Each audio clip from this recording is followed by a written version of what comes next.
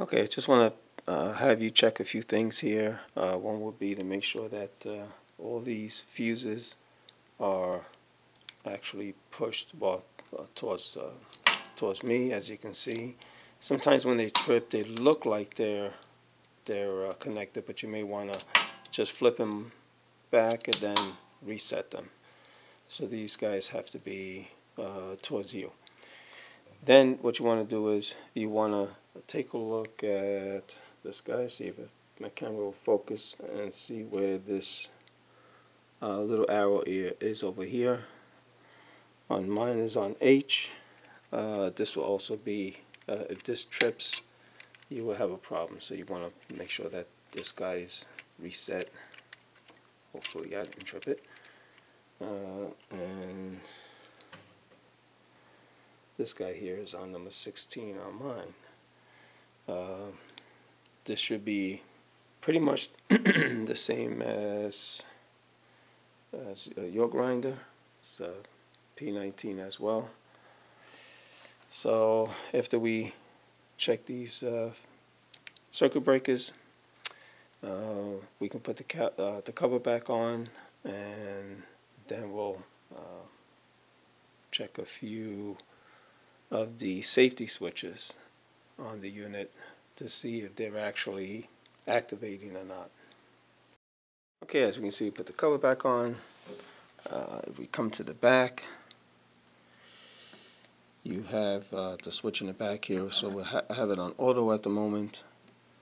If you have it on the 0 that's on here, then what's going to happen is I believe you won't be able to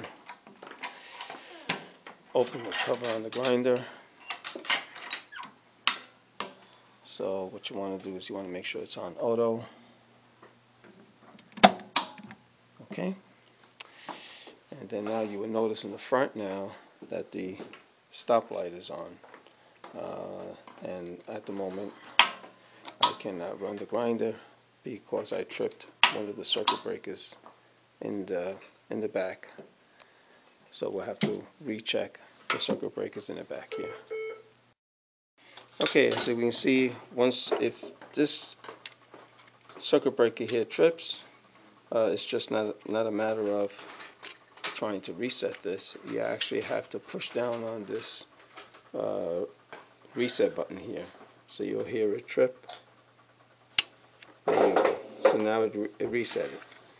So again, make sure these circuit breakers just moving forward, moving back to make sure they're reset, and this reset button, you push it down and we should be good to go. Okay, so we got the cover back on.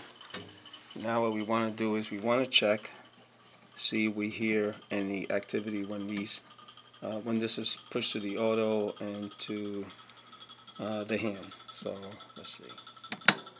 Okay, you hear that, and we hear that. That's good. So goes back to the auto. If you notice now, we no longer have the stop button on because the circuitry has been reset, so we're pretty much ready to go. But before we do that, we just want to make sure that if you notice, okay, you will be able to open this when it's on auto, but you won't be able to start. Make sure you hear that. Let's close this now, as you can hear. If you notice that, the sound. Oh, that shouldn't happen. That's because I pushed it all the way in and it stayed in. But normally, yeah, I didn't, I had pushed it in and it was just barely, it was still activated. But as you can see, yeah, now it won't. Okay. So if you notice when we close this, just to check to see whether this safety switch is activated or not. So as you can see from these, from this metal piece that goes, the key that goes inside there. So when we close this, you will hear it activate. There you go. Okay, so you should hear that. And now, of course, we'll be able to run it. Another safety switch, as you well know, is under the collection tray. You must have heard that. So at this point, it will not allow us to run either. So,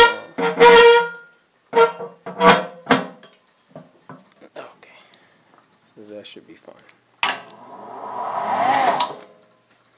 All right, so just make sure that you hear this safety circuit here, so you know that this safety switch here is working. See? All right, and that the stoplight is not on, and that should be it. And it should be on hand. I'm sorry, on auto, and it should be good to go.